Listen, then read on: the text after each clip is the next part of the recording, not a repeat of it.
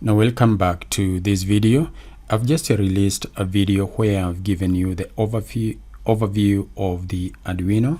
In this one, I just want to show you a very simple circuit that is being run using the Arduino. We have already agreed that this is the Arduino, this is the breadboard, and this is the circuit.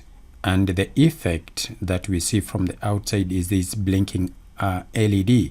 This blinking LED is run by the Arduino, and the code which is running it is found exactly here, so you can be able to see this code.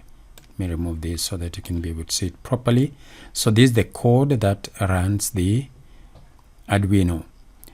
The pin to which the LED is fixed is pin number 8.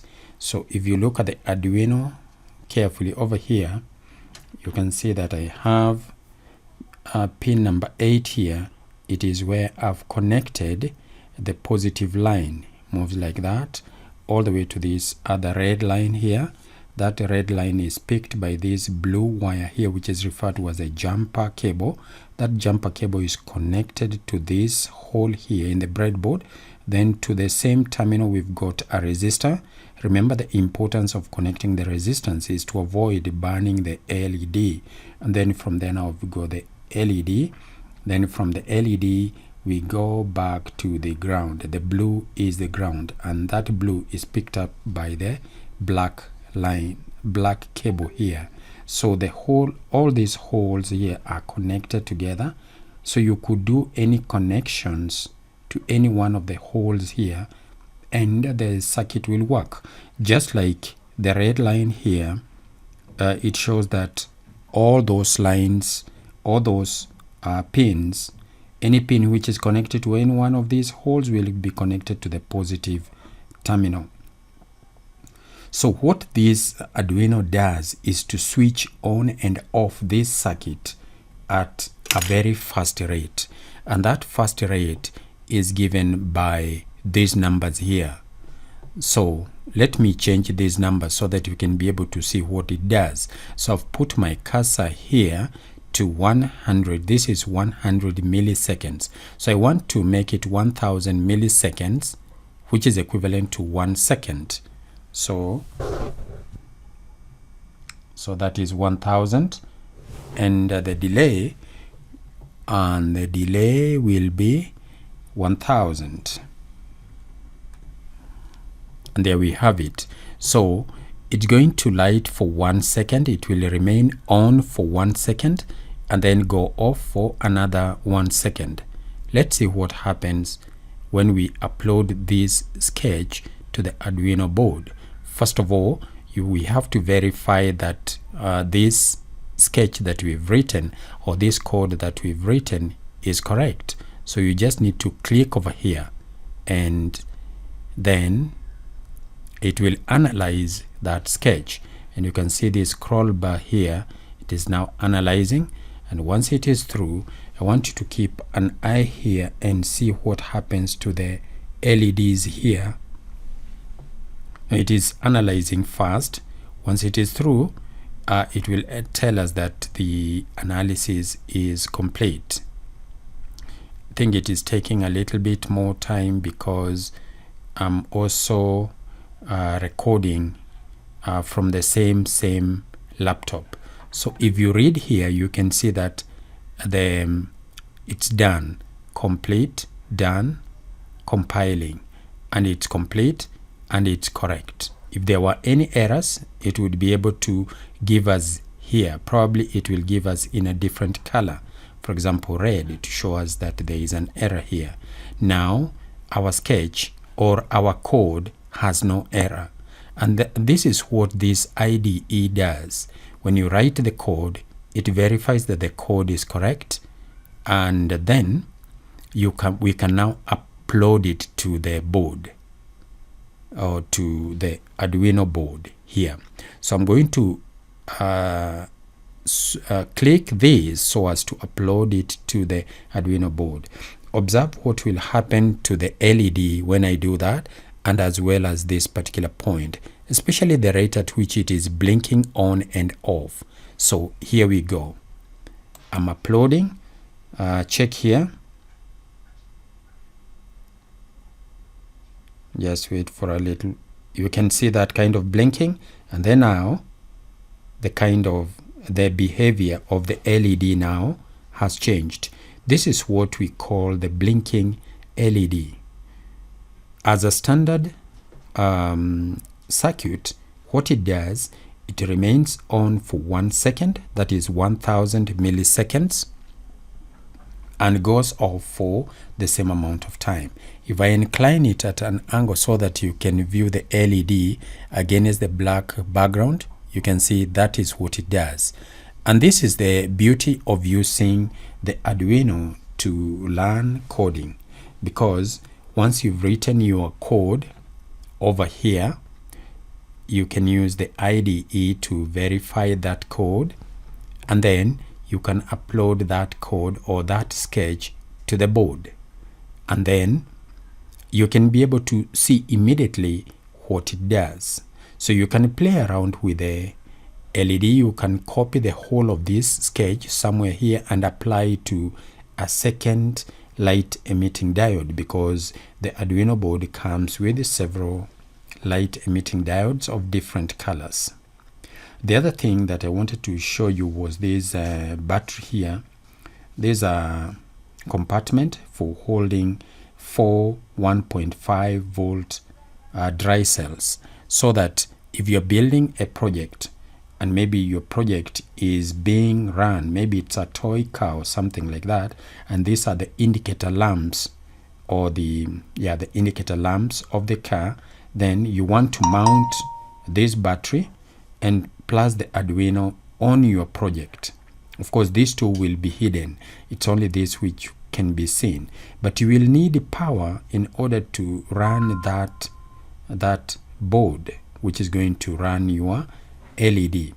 So that is why there is this battery here, because the kind of voltage which I'm receiving from this cable is about 5 volts, which is approximately 6 volts, what I'm getting from the USB port.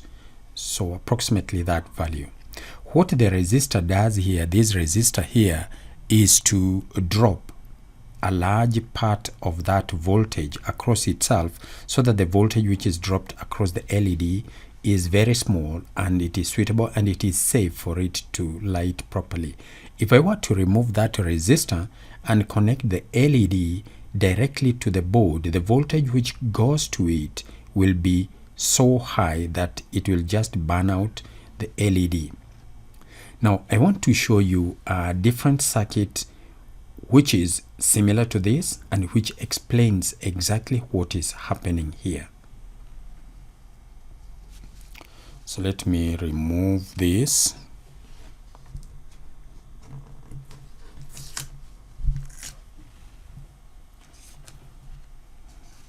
So I want to remove this so that I can be able to show you what is happening.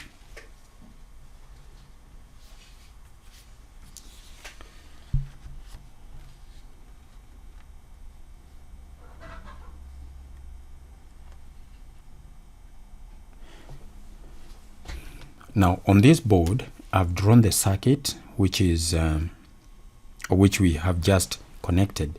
This is the light emitting diode. This symbol here represents a diode, a triangle like that, with a line here, a circle, and these 2 arrows. When these 2 arrows are pointing away from the gadget or from the diode, it's called light emitting diode. Light emitting diode. So there is a switch here. There is a 220 ohm, and then there is a battery here of about 6 volts. Now given that the resistance, now I want us to calculate the current which is flowing in this circuit. The LED has got a very small amount of current. Current I is usually worked out by getting the voltage divided by the resistance. So because the LED has got very small amount of resistance compared to this, we are going to ignore that resistance and we just use 220 ohms. So I'm going to get 6 volts. I divide by 220 and I get a current of 0.02727 recurring amperes. So that current is very, very small, approximately 0.03 volts. I mean amperes. This is amperes. So that is the amount of current which is flowing through the LED, and it cannot burn the LED. So the LED is safe enough. So what is happening is this. This voltage here and this switch, they are provided by the Arduino board. What the Arduino board does is to switch on and off. It's as if somebody is just switching on, then the LED lights for 1 second and then switches off. It is off for 1 second and then on, and so forth. We can be able to vary these numbers here just like before. So let me change one of them to 100. Then the other one remains 1000. So let me just upload that particular sketch to the board. So this is our circuit, just like before. I'm going to upload that sketch to the board, and I know it is correct, so I just need to upload. Again, watch what will happen here and here. There'll be that sudden blinking over there, and then it starts behaving differently. You can see that now it is on for 100 milliseconds, which is here. It is on for 100 milliseconds, but off for a full 1 second. So this is what I meant when I said you could try to investigate what happens if you change some of these numbers. Of course, when you're doing coding, each one of these symbols is very important. So you'll realize that if you change even a single comma here, if you change it, then of course if you try to verify that code, you'll find that it doesn't work.